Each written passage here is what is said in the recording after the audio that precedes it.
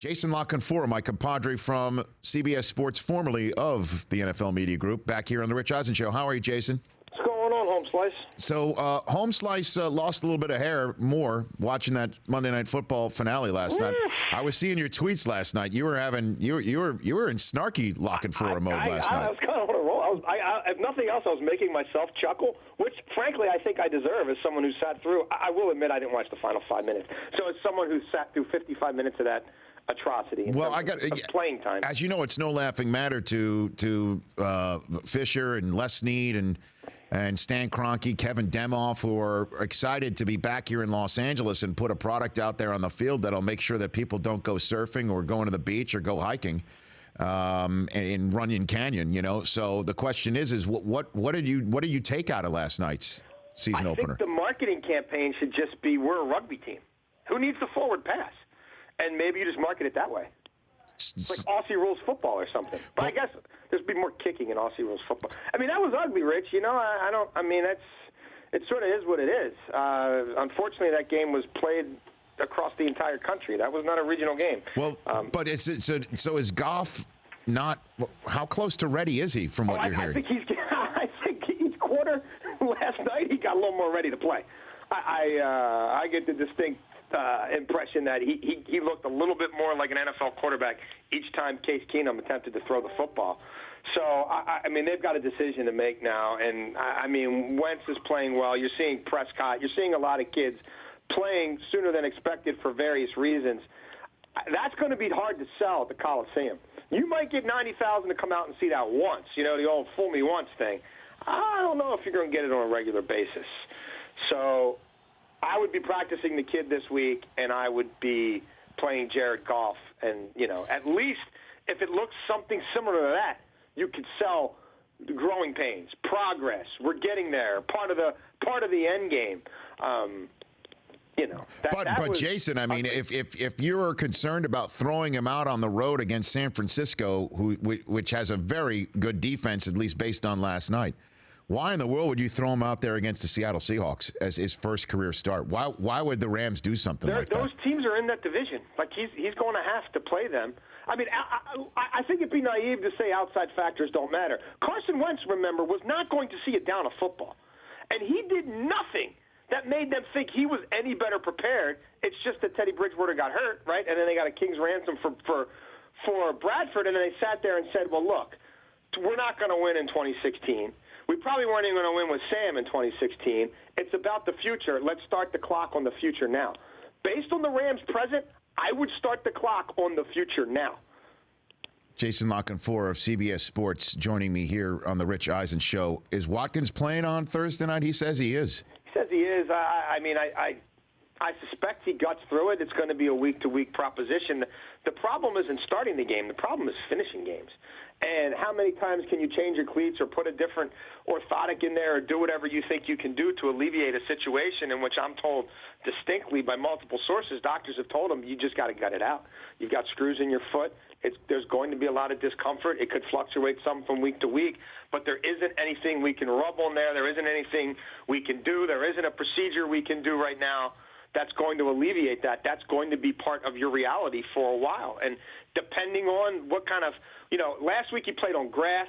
You know, he's not going to be on grass this week. Will that make it, you know, even worse? And the short week, you know, it's going to be about pain tolerance and pain management, and that's going to be the Bills' reality. And that's not particularly comforting for a team that, to my estimation, is most under the bullseye now just 8 days into the regular season or whatever. I guess it started on a Thursday, so 10 games into the regular season, 10 days into it.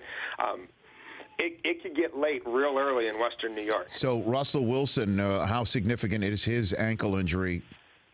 Pete Carroll says he's going to play. Yep. I suspect he misses some practice time this week, but it's not something that I got the impression from the Seahawks and their personnel department that they were scrambling to sign multiple quarterbacks or anything like that. You know, they feel at this point fairly confident he's going to be able to go. I haven't heard anything yet to the contrary. Obviously, Wednesday and Thursday, when people start practicing and working, we'll know a little bit more. Jason Canfora of CBS Sports joining me here on the Rich Eisen Show. Do we see Sam Bradford on Sunday Night Football for the Vikings against Green Bay? Not a fait accompli. It's not a fait accompli. You know, Zimmer is not averse to winning ugly and just sort of doing what's comfortable and gutting it out. And he was fairly effusive in his praise of Sean Hill. So I don't know that that's necessarily something that automatically happens right away. I think the bigger issue there is whoever's quarterbacking is a caretaker. They got to figure their run game out. I thought that would be a game where the quarterback really wouldn't matter because Tennessee is not a very good defense, and you'd think that Minnesota could impose its will. Instead, it was defensive touchdowns and special team scores. So I think if you ask them what their concern level is for different things, part A of any solution there has got to be we need to be able to run the ball like a top 5 team. Well, certainly like what we saw last weekend. Certainly having the threat of something deep or some passing game that's somewhat vertical would help out. I mean, we saw that in many ways, I guess, with the Steelers last night. I mean, where D'Angelo Williams early on was being stopped, but once the Antonio Brown show started, things opened up for him, and you'd imagine that would be the case if Goff can perform vertically for the Rams. It would open things up for Todd Gurley. What about Cam Newton here, Jason? We're going to see the Carolina Panthers get back out there for the first time since the roller derby that it looked like sometimes on Thursday Night Football. Do you think this is going to be something that the refs start throwing more flags and pay more attention to when Cam Newton's hit above the neck here?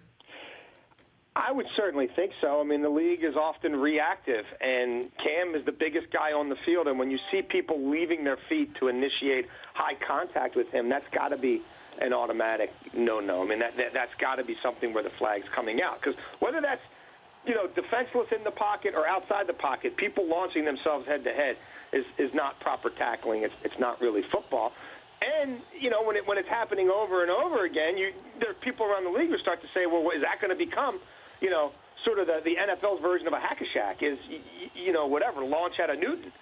So I would think the league would want to prevent anybody getting any ideas in that regard whatsoever. He is a little bit of a different beast just because of the way he's built, but his brain is just like everybody else's, and it bruises the same way. And you can't have that in the NFL. So we'll see some fines coming from that game, obviously. And then the real interesting thing, Rich, will be when the NFL and the NFLPA conclude their investigations into what should have happened and what should be done to prevent it happening again, if they can agree themselves, if this goes to the third party, and then if that third party makes any determinations about penalties regarding the Carolina Panthers. So last one for you, Jason. Ask him the poll question. Chris Brockman. We removed the Browns from the list. We didn't even put them on which team most concerned you after week one. They're going 2-14 at best, no matter what. Yeah, which team are you most concerned about, Jay? Bills, Chargers, Colts, Rams, Seahawks, Saints. Bills, Chargers, Colts, Rams, Seahawks, Saints, Bills. That has the potential to really spiral. Why do you say that? In a bad way. Why do you say that? I don't know that the players are buying what Rex is selling. You've got an owner who's kind of been reluctant to do what a lot of people have advised him to do for a while, which is blow that thing up. You've got the specter of suspensions and now more injuries and guys not showing up, you know what I mean, for the team bus. And then two personal fouls in a three-play span that changed the momentum of the game. You've got guys jumping off and doing crazy stuff on field goals that then the Ravens take the points off the board, milk 2 more minutes off the clock, and then kick the field goal anyway. You got the Bills without timeouts at the end of the game to even be able to try to put forth the proper 2-minute drill. Oh, and they gave 2 minutes away from the penalty. I mean, that stuff gets old real quick when that's your MO, when it's undisciplined, when it's guys looking around sort of pointing fingers, and when it's a team that often looks like a collective of individuals rather than a true collective. And all that shines through so quickly. And now you're playing on short rest against a team where, the Jets lost, but the Jets played damn good football. I mean, the Jets were the better team in that game. They just didn't win. Now you're without your left tackle. Now your only viable receiver on the roster is limping around already. Rex is under the gun. Nervous about your Orioles? What do you got for me here? One game up on the wild card here. They lost last night was ugly, but that's Wade Miley. That's what you get. We'll see, man. We're in the hunt. I think hopefully it comes down to the final weekend. I'm not nervous. I'm not overly excited about their chances. I'm just trying to stay medium, Rich, I guess. No, come on now. What do you think? The Tigers are going to get you? Could the baby Bombers get you? Is that what you? Yeah, I mean, all the above. I mean, even I'm still. I hate the Royals so much. I just feel like I won't believe they're dead until they're actually buried. They're 4 back. They're 4 back in the wild card right now. Jason, love having you on. Call back in soon, okay? My pleasure. Thanks, you brother. got it at Jason Lockett 4 on Twitter. Big Baltimore honk right there. The Rich Eisen Show, weekdays at noon Eastern on Audience.